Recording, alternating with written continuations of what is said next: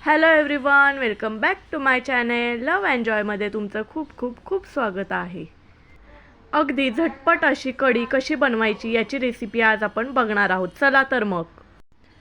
मी एका भांड्यामध्ये साधारण 300 ग्रॅम दही घेतलेले आहे. आता त्याच्यामध्ये 2 चमचे साखर आपल्याला घालून घ्यायची आहे. त्यानंतर चवीनुसार मीठ आपल्याला त्यामध्ये घालायचे आहे.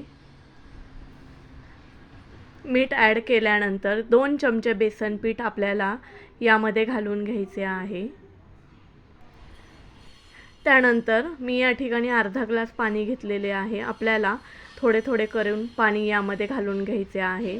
त्यानंतर विस्करच्या सहाय्याने आपल्याला छान मिश्रण तयार करून घ्यायचे आहे. मिश्रण तयार करून झाल्यानंतर मी आता यामध्ये मिरचीचा ठेचा बनवून घेतलेला आहे. तुम्ही बाजूच्या स्क्रीनवर पाहू शकता की मिरचीचा ठेचा कसा बनवलेला आहे. त्यासाठी मी 6 ते 7 लसणाच्या पाकळ्या घेतलेल्या आहे, 4 ते 5 हिरव्या मिरच्या आणि 2 चमचे जिरे आणि थोडी कोथिंबीर घेतलेली आहे आणि याचा ठेचा बनवून मी या मिश्रणामध्ये मिक्स केलेला आहे. आता आपण गरजेनुसार थोडे थोडे पाणी यामध्ये मिक्स करणार आहोत. त्यानंतर मी एक कढई छान गरम करून घेतलेली आहे. त्यामध्ये 2 चमचे तेल टाकून 1 चमचा मोहरी घातलेली आहे. मोहरी मी छान तडतडू दिलेली आहे. त्यानंतर थोडासा कढीपत्ता मी यामध्ये ॲड केलेला आहे. आता हिंग आपण यामध्ये घातलेले आहे.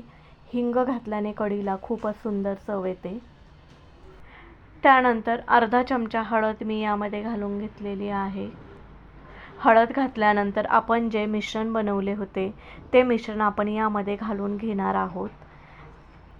आता आपल्याला हे मिश्रण चमच्याच्या सहाय्याने चांगल्या प्रकारे मिक्स करून घ्यायचे आहे. मिश्रण छान मिक्स झाल्यानंतर तुम्ही तुमच्या आवश्यकतेनुसार यामध्ये पाणी घालू शकता. त्यानंतर चवीनुसार मीठ आपण घालून घेऊया.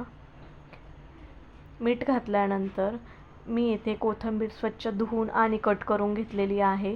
ती आपण कढईमध्ये घालून घेऊया. कोथिंबीरने कढीला खूपच सुंदर चव येते.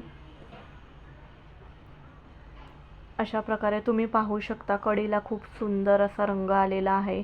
खूप छान टेक्स्चर आहे आणि कढीला उकळी देखील आता आलेली आहे.